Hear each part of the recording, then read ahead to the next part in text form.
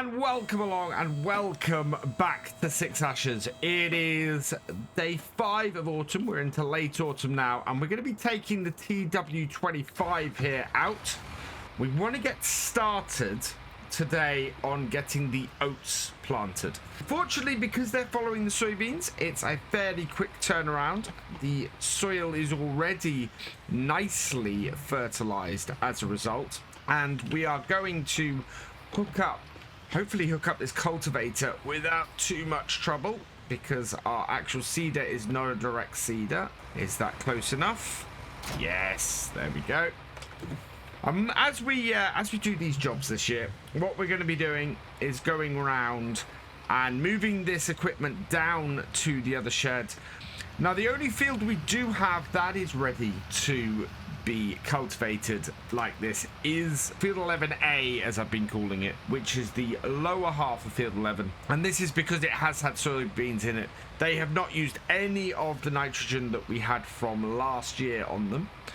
We're going to come up to here and set this going on course play, and the reason why we need to do this on course play is because we need to give a little bit of TLC to our 6810. So let's load up field 11A edge and just check that. Course generation, yep, so that is the right one. We're in the right place.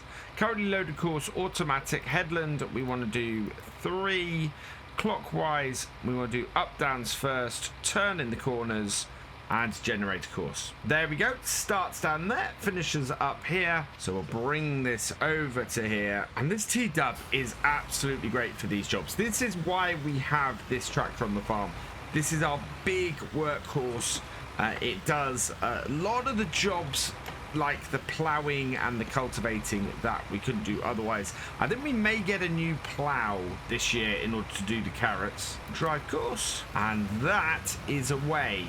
So let's head down to our main farm and sort out the 6810. So here she is, our Ford 6810, looking a little bit worse for wear. Not a huge amount of fuel in it, but worse, it is in serious need of some repairs. And we don't have a workshop at our farm here. We got to take it down to the dealership. So we're going to take it down there. We're going to get it repaired, and then we're going to bring it back and probably hook it up to the seeder, I think, and use this to seed our oats. Our little 6810 is in so much in need of work and repairs that it had trouble getting up to the main junction just outside our farm. It's gone quite a bit of time, I think, since we last did this. Either that or this is a side effect of something else. So we're going to repair this. 152, not bad. And as you can see, this is the new version of this. So we're going to customize this and add a little bit more to it. We have a 6810 is the version that we're running with. Doing the thing in the shop where it doesn't show the actual selection we've got. I want to put some slightly bigger tires on our tractor. The biggest ones we can put on this, which should probably be quite useful for putting the least compaction on the ground, is going to be the 44600s. You can see the difference in size with those tires. So we're going to put some nice big chunky tires on this. Configuration, we need to make sure that we've got our front weight on, because we're going to need that. Otherwise, that's perfect. It's not going to cost us anything to put these other tires on. And there she is in all her chipped painted glory. Our 6810 now has some bigger wheels on it as well. And now we can take this back down to our farm and use this to do some seeding as well. Now that our little 6810 is repaired, she's running much, much better. And we're going to bring it around here and reverse up to our seeder. Now, I have no idea what is currently in the seeder and what is left over from last year. I'm guessing with what was planted late, it's going to be the soybeans. So let's have a look. And yes, that's exactly what it is. So we'll back this into the shed. We will get the soybeans unloaded. I think this will go into the shed. If it doesn't, it's gonna be tight, because this is a 4-meter seeder, but it does just fit inside. So we'll put this here. plonk it down, and then we're going to unload it like so. And then we need to get the oats, which I think are over the far side. So close this up, which it won't at the moment because we don't have everything linked up. So let's look that all up, and that should allow us to close. There we go. And we'll stop this here, and we need to go and get our 7840 so that we can get our seed pallet out. Start up 7840. We've got the bucket on here at the moment, so we're just going to drop that off. Drop it off just in front of the carrots here, like that. And then we'll bring this around here. I'm contemplating getting a 4th tractor on this farm. We've got this one for doing this. This covers all of our spraying and all of our front loader work.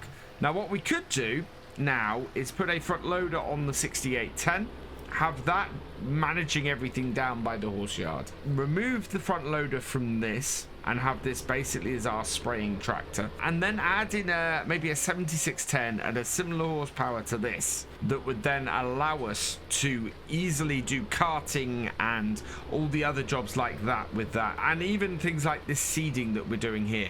It would be a little bit of an overlap between our tractors, but it would also mean that we can get jobs done a little bit more efficiently and a little bit more quickly. I'm looking at that and sort of just considering things. I think we're going to see how things go for now, but I'm very tempted to get a 7610 on here. First job we need to do is get this pallet fork on here and get these seeds that we've just dropped off loaded up. So let's switch to external camera. See if we can get these forks easily into here like so, and get these stacked back on the pile of soybeans, which are over here somewhere. Those are the oats, those are the soybeans. What have we got on the end there? That is just general seeds. So we might try and use up the general seeds actually as well as the oats. We go with the oats first, and then the general seeds can fill in up until the point where we don't have any of them left, at which point we're then restricted again to using whichever seeds it is that we are actually should be using for a crop. Put those there, and we can fill this up. It's tipping down with rain now. Let's refill that. And is there enough oats here to fill this? There aren't, but 486 might actually be enough to complete this. Certainly we are going to have no shortage of canola or of soybean this year. If we need to use these to finish off the oats, we can. So let's head out here. We'll start this up, and we're going to fill this up with some fuel before we head out. Don't think I can fit in there.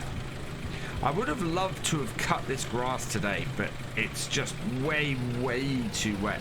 We might get a tractor doing that next game day while we have the carrots being harvested. Turn off, refuel, and there we go. Back on again, and we can head out to the field. Now, the beauty of having had the TW25 starting while we've been mucking about sorting this tractor out is that it is a good distance ahead of us. It should allow it to stay ahead of us for most of the way, and we know that if we overlap with this, we won't waste any seed, but what we will do is be up to the edges, and then when we come to do the headlands, we'll be good. So let's turn this on, drop this down, and we're basically going to try and fill in where our T-dump has been with the oat seeds, like so. We can do a fairly decent speed with this little tractor. It's more than capable of handling this seeder, because this is why we got this seeder, how well it works with this tractor, because this was our second tractor we bought. 30 hours on this, which is just an incredible amount of time.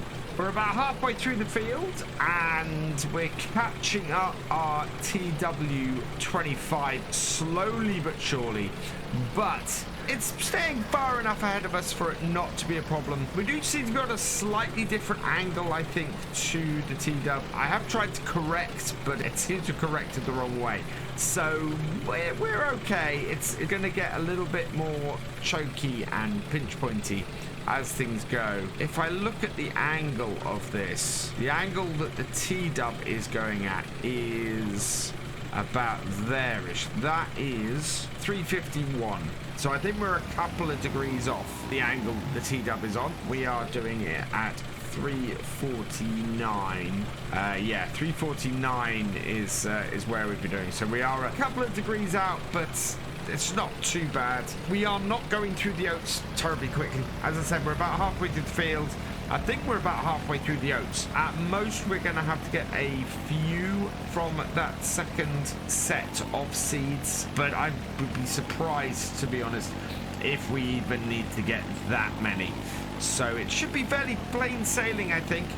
The little 6810 is doing really well. Now that it's had its repairs and everything, it is running very, very nicely. The wide tires are giving us a good amount of grip in this rain, and we should, with any luck, have this field done today, which puts us in a really good place going into next year. Only problem we've got is that we're not going to be able to get the canola in the same way. Looks like we've run out of oats. We are going fairly well, though. We've done most of the field. We're about 3/4 of the way through the field. Looking ahead, we're looking towards a fairly mild winter, I think, here. Should lead us to being able to get the farm ready for next year.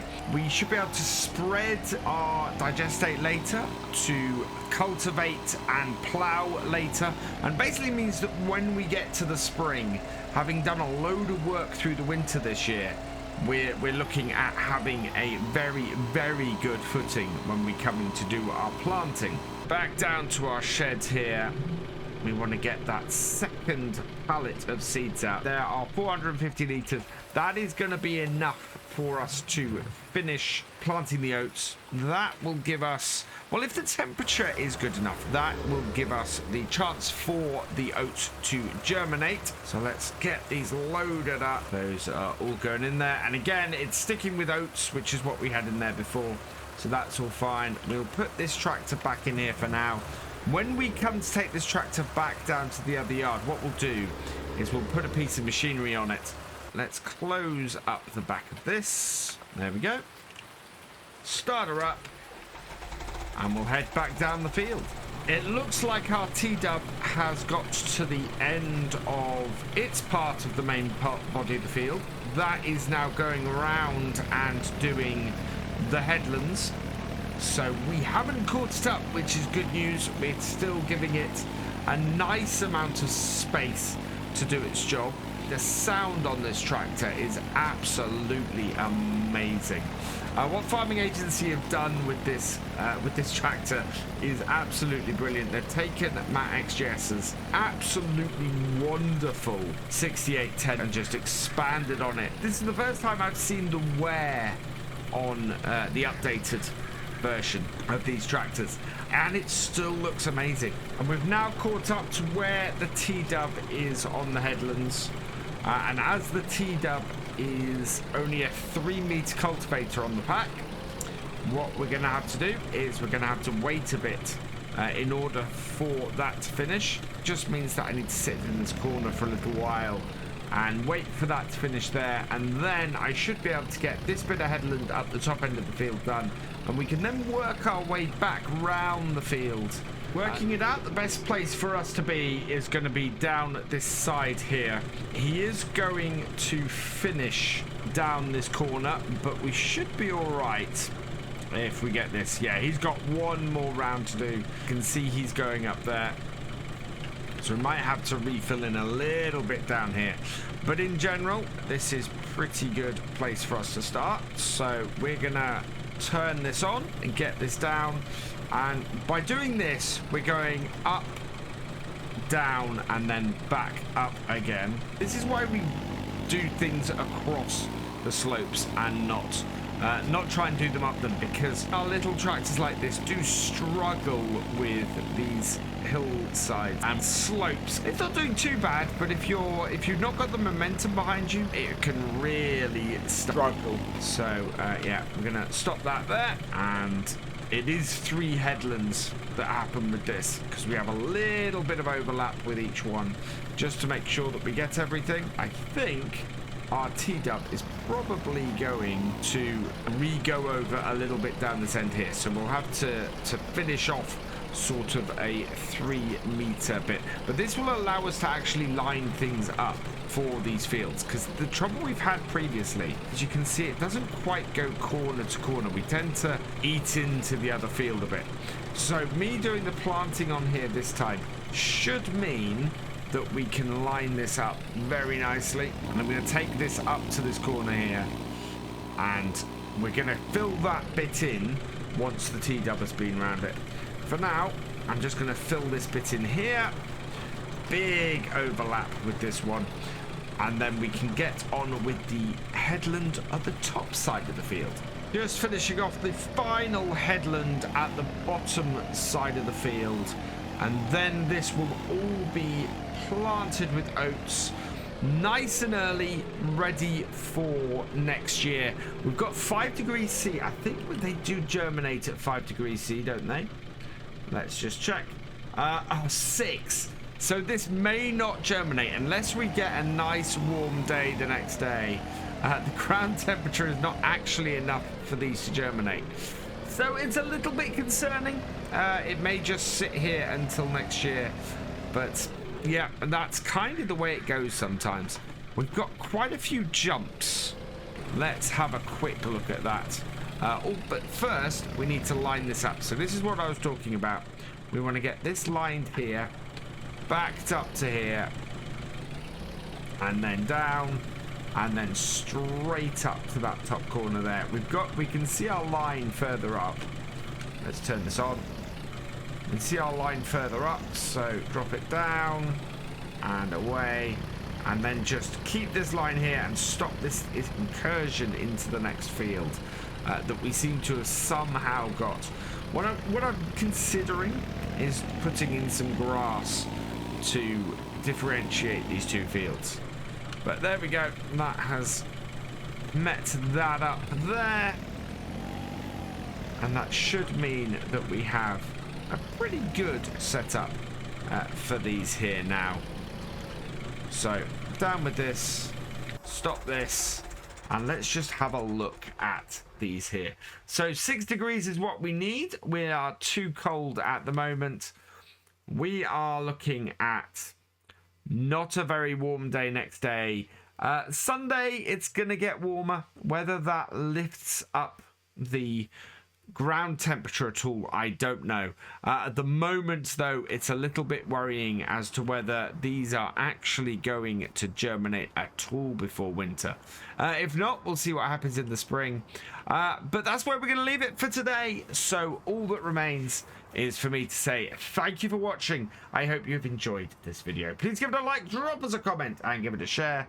And for all the latest videos from Virtual Farmer, please subscribe to the channel, ring that bell, and I will see you next time. Goodbye.